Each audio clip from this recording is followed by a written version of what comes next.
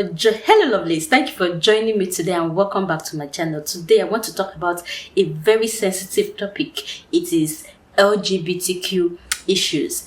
Today I am going to share my personal beliefs and views on LGBTQ and how to know if your partner is gay. Stay with me. We're going to start with a story that most of you have probably never heard of.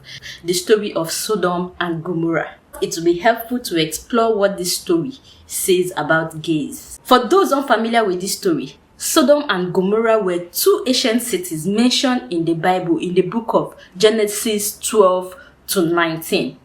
So you can read it for yourself for better understanding and clarification. According to the Bible, these cities were living in ways that went against God's commandment. The Bible described that these people were engaging in cultures that were considered sinful and wicked, such as violence, disregard for others, and behaviors that were morally wrong. God called them wicked and destroyed them with fire. The Bible also explained that one of the main reasons for its destruction was sexual immorality. According to the story, God sent angels to a man named Lot who was living in Sodom and told him to leave immediately because the cities were going to be destroyed because of their sexual immorality. The sins of Sodom and Gomorrah were described in various ways, such as pride, rape, selfishness, lack of compassion, and having sexual relations with same gender. Lot was the nephew of Abraham, and because God loved Abraham, he wanted to save Lot because of him. When the angels arrived in Sodom, they told Lot and his family to leave immediately because God was about to destroy his city. Lot was resistant, but the angels urged him to gather his family immediately. Angels instructed them to run to the mountains without looking back. While they were preparing to leave, that same evening, the men of Sodom heard that Lot had entertained two visitors in his house. So a group of men decided to go and see for themselves. They surrounded Lot's house and demanded that Lot should bring out his visitors for them to see. He was demanding to know these men and have sexual relations with them. But Lot refused their demand and pleaded with them to knock his virgin daughters instead. But these men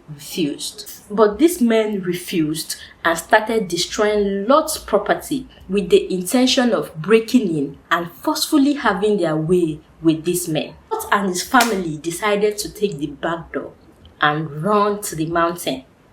During their escape, Lot's wife looked back at the city, disobeying the angel's command, and immediately she was turned into a pillar of salt. Immediately, God sent down fire and sulfur from heaven, destroying Sodom and Gomorrah, including the neighboring cities. So my take on this story and reasons why I would not support homosexuality or the LGBT community. 1. It is a wicked act before God and man.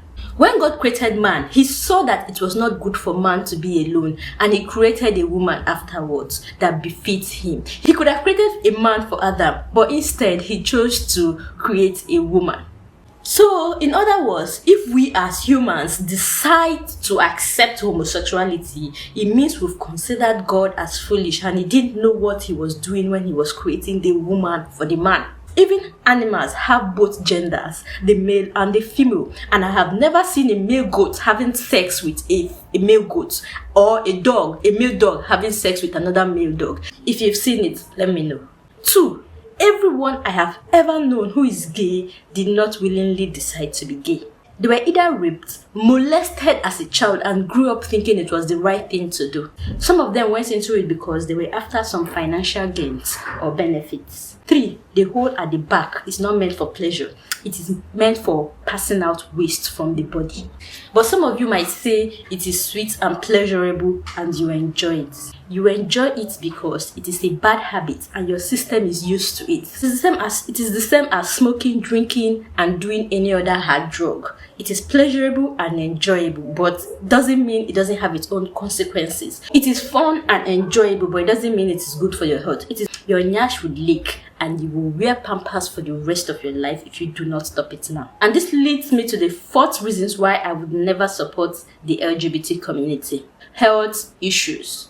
This is not only about your nyash licking. You would also contact STDs such as HIV and many others because of that hole that you are sticking your bola into and the kind of things that comes out of there. Many gays I have heard of are HIV positive, but they hide it from you.